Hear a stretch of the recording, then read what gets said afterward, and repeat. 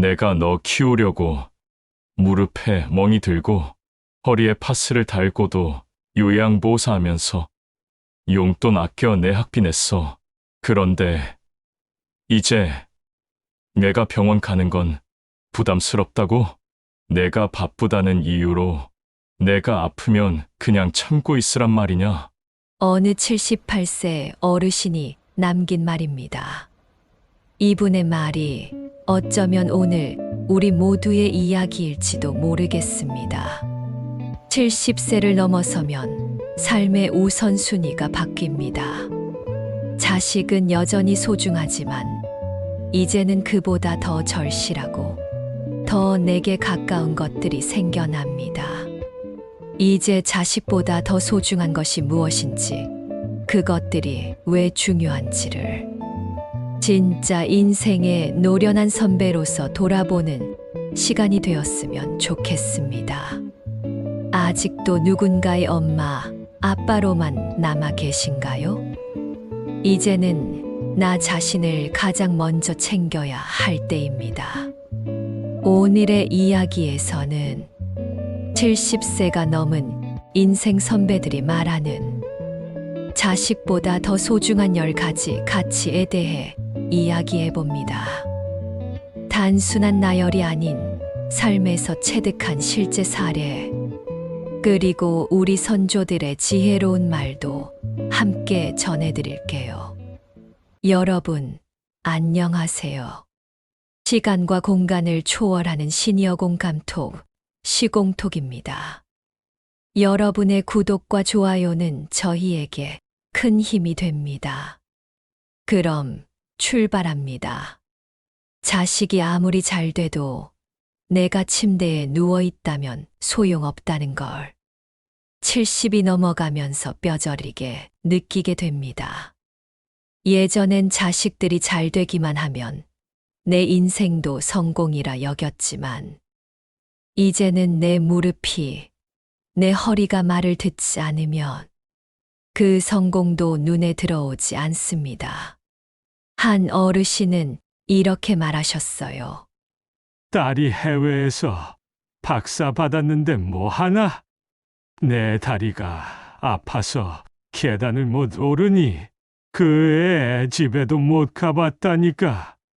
건강은 정말 있을 땐 몰라도 잃고 나면 모든 걸 앗아가는 것입니다.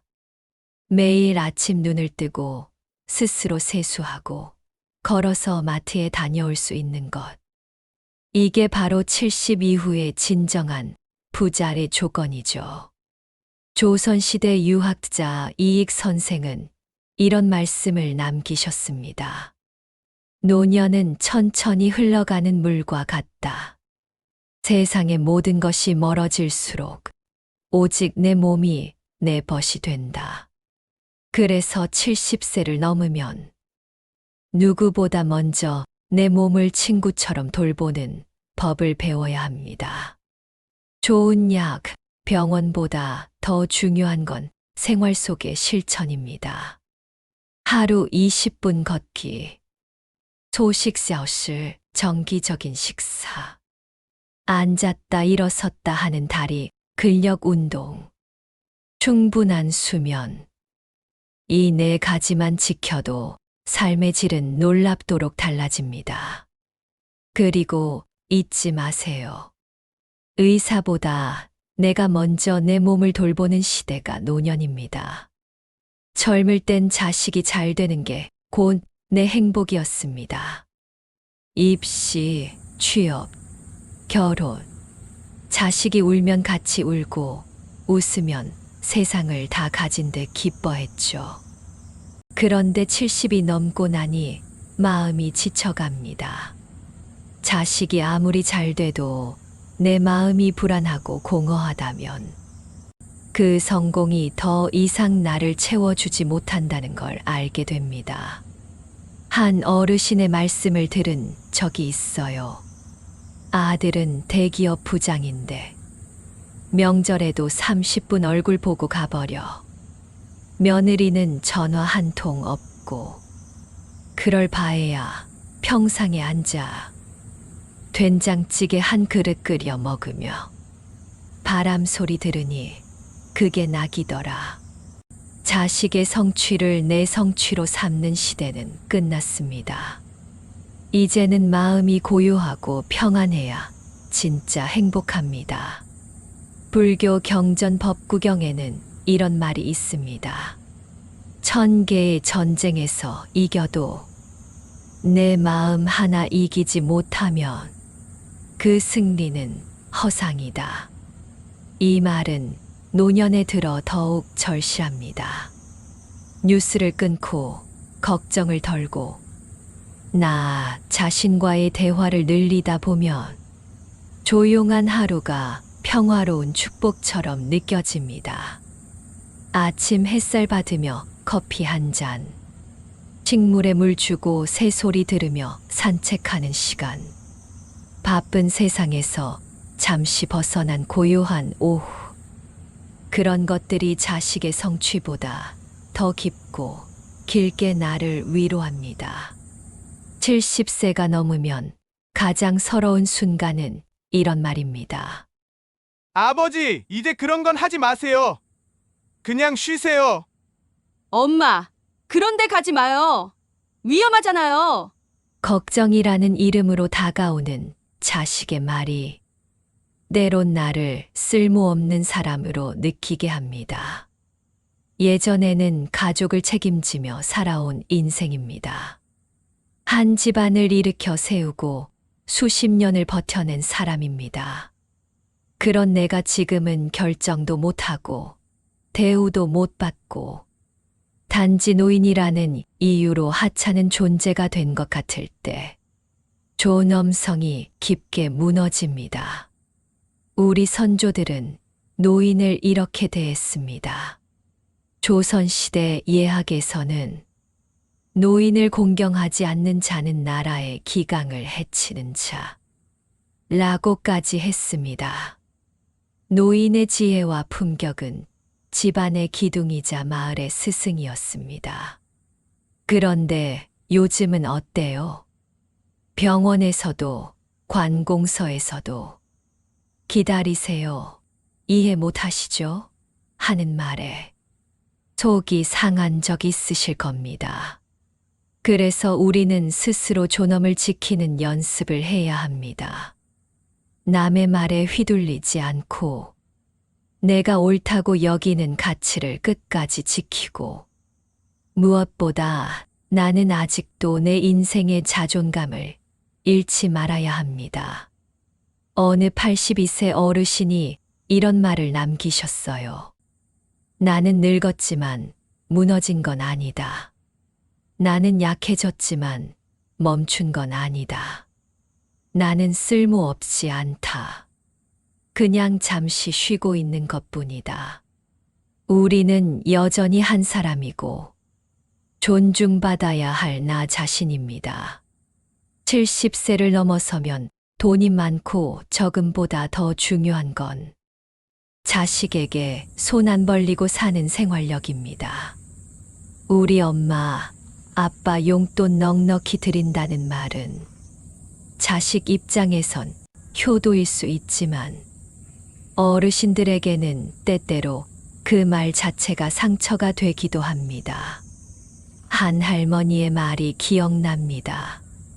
나는 손주 선물 사줄 때 내 지갑 열고 사주는 재미로 살아요. 자식한테 돈 받아서 쓰는 건 마음이 쓰리고 어깨가 움츠러져요. 사실 이 마음 많은 분들이 공감하실 겁니다. 그래서 요즘 어르신들 사이에서는 용돈보다 연금, 효도보다 자립이 더 큰 자랑입니다. 작은 텃밭에서 채소 길러 반찬 걱정 덜고 일일 일지출 기록하며 생활비 계획 짜고 노인 일자리나 봉사활동으로 소득도 생기고 활력도 생기고 휴대폰 요금제도 스스로 비교해 저렴한 걸로 변경하고 이런 실질적인 자립이 나이 들수록 존엄성을 지켜주는 울타리가 됩니다. 우리 조상들도 자식에게 기대지 않는 삶을 중요하게 여겼습니다. 조선 후기 실학자 정약용은 노년에도 재능과 일을 찾으라고 조언했습니다. 그는 70세가 넘어도 글을 짓고 제자들을 가르쳤고 늙어서도 나눌 것이 있어야 진짜 부자라는 말을 남겼습니다. 내 손으로 커피 한 잔 사 마시며 마음 편하게 한숨 돌릴 수 있는 살. 그게 바로 나이 든 사람의 자존심입니다. 나이 들수록 말보다 눈빛 하나로 마음을 읽어주는 친구가 더 귀해집니다. 같은 시대를 살아온 사람만이 아는 그 시절의 냄새, 감정, 고색, 그런 걸 함께 기억하는 친구 한 명이 자식 열보다 낫다는 말, 절대 과장이 아닙니다. 한 어르신이 이런 말씀을 하셨어요. 아들이 사준 한우보다 친구랑 먹는 김치찌개가 더 맛있다.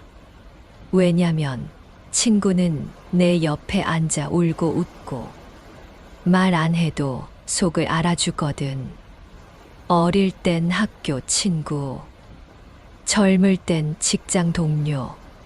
그런데 이제 70이 넘어가니 마음이 통하는 사람만 남습니다.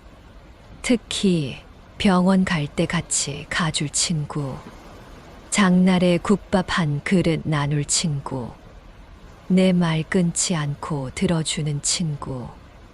이런 사람은 돈 주고도 못 사는 복입니다. 우리 선조들은 친구를 인생의 두 번째 가족이라 여겼습니다. 퇴계 이황 선생은 이런 말을 남기셨죠. 친구는 거울과 같아. 거울이 깨지면 얼굴을 볼 수 없고, 친구를 잃으면 내 삶의 단면도 사라진다. 그러니 늦었다고 생각하지 마세요.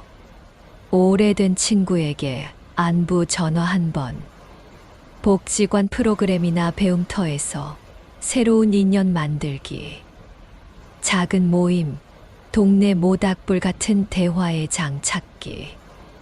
이런 것이 인생 8회 말에 새로 피는 진짜 우정입니다. 가족과는 다른, 오직 나 자신으로서 존재할 수 있는 편안함이 바로 진정한 친구 안에 숨어 있습니다. 70이 넘어서도 가장 하고 싶은 말 중 하나는 이제는 내 맘대로 살고 싶다입니다. 자식의 스케줄에 맞춰 움직이고 병원도 식사도 심지어 여행 하나 가려 해도 엄마, 그건 안 돼요. 아버지, 그냥 집에 계세요. 라는 말에 막혀버리는 일이 많아집니다. 하지만 지금 이 나이쯤 되면 비로소 내 인생의 주도권을 찾고 싶어집니다. 내가 뭘 입고 어디를 가고 누구를 만나고 내가 정하고 내 방식대로 살아보고 싶은 거죠. 한 어르신의 이야기를 들었습니다. 자식이 말리는데도 나는 74세에 처음으로 제주도 혼자 여행을 갔어요. 처음엔 무서웠지만 바닷바람 맞으며 걷다 보니 내가 아직 살아있구나 실감했지요. 이게 바로 자유의 기쁨입니다. 우리나라 유학자 율곡이인은 노년의 삶에 대해 이렇게 말했습니다. 노인은 인생의 스승이요. 행동은 그 자체가 가르침이니 자율 없는 노인은 바람 없는 배와 같다. 그만큼 노인의 자유는 곧 인생의 품격입니다. 작은 외출도 스스로 정하고 매일 읽을 책 한 권, 글 한 줄도 내가 고르고 혼자 카페에 앉아 차 한 잔 마시는 여유를 누리고 아무 이유 없이 시장 한 바퀴 도는 자유. 이 모든 것이 누구의 허락 없이 누릴 수 있어야 하는 노년의 권리입니다.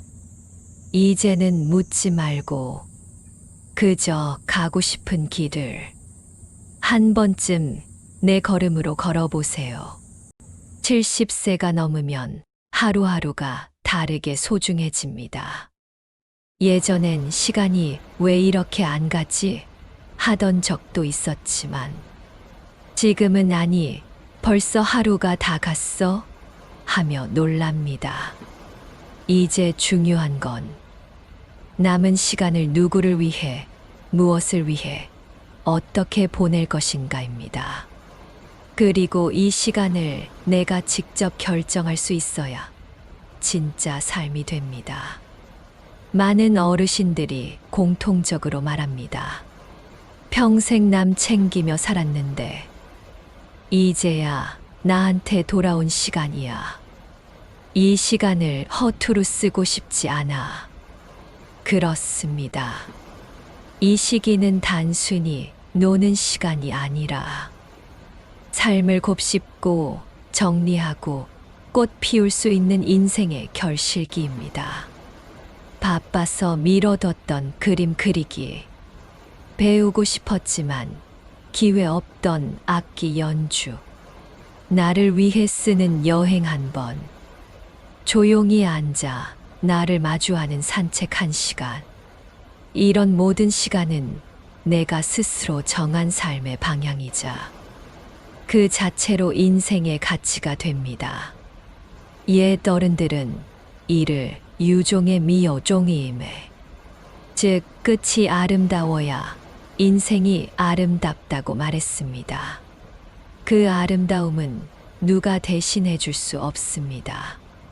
자식도 남편도 누구도 대신 써줄 수 없는 내 인생의 마지막 페이지는 오직 내가 직접 써야 하는 글입니다. 내가 주도한 시간은 나를 흔들리지 않게 하고 마지막까지 나답게 살아가는 힘이 됩니다. 나이가 들수록 가장 무서운 건 몸이 아픈 것도 돈이 부족한 것도 아니라 내가 나로서 존재하지 못하는 것입니다.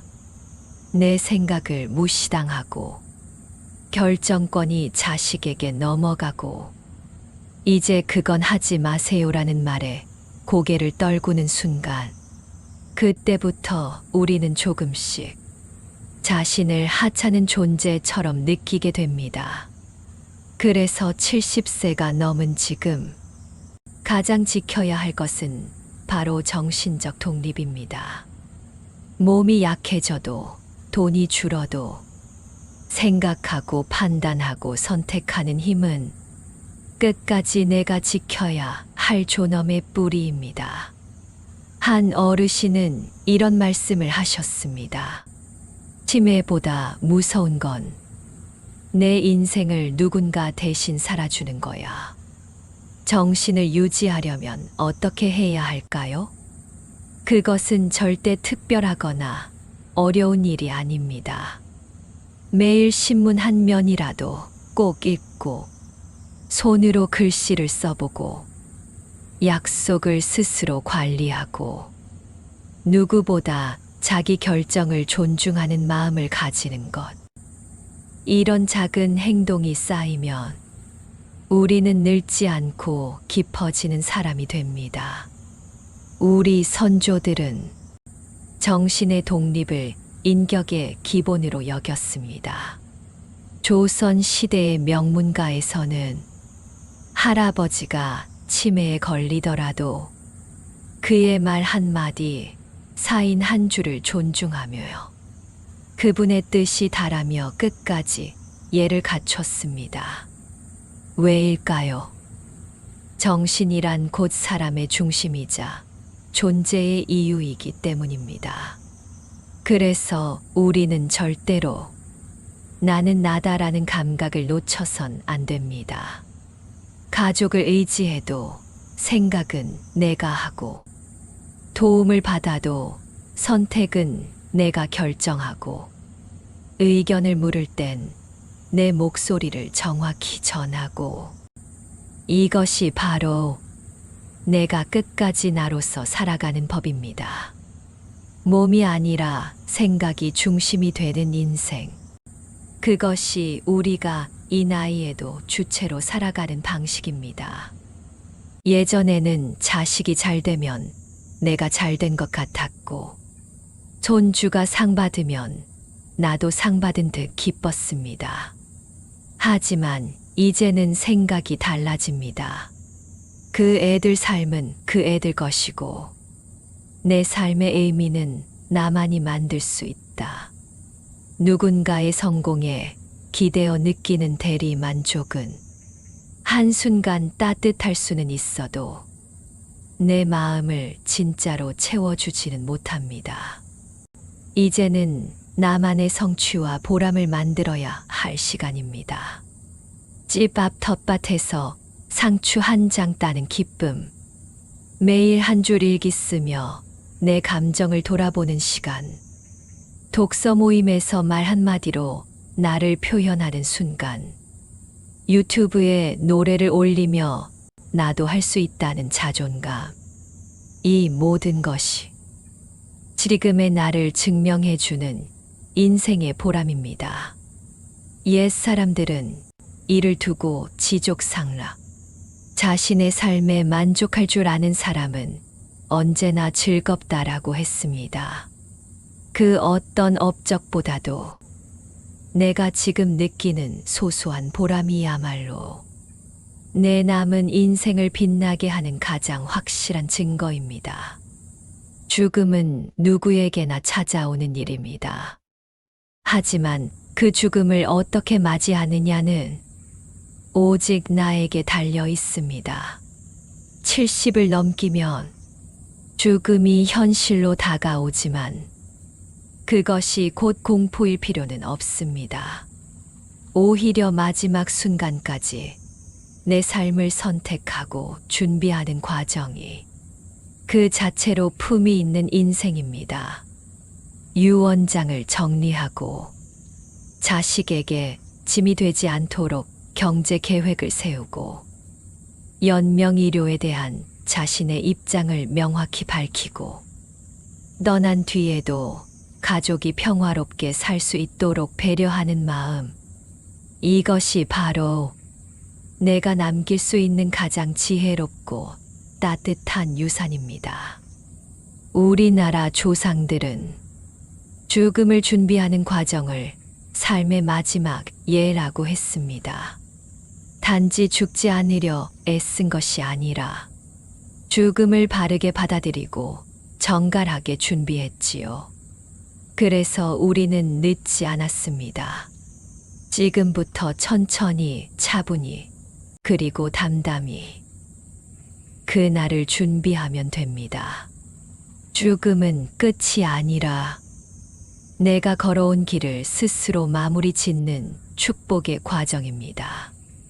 오늘 함께 이야기한 70세 넘으면 자식보다 더 소중한 10가지는 자식에 대한 사랑이 식어서가 아니라 이제는 나 자신을 위한 삶의 우선순위를 되찾기 위함입니다. 인생의 황혼기는 고독하고 쓸쓸한 시간이 아니라 가장 성숙하고 가장 진실된 나 자신과 마주하는 시간입니다.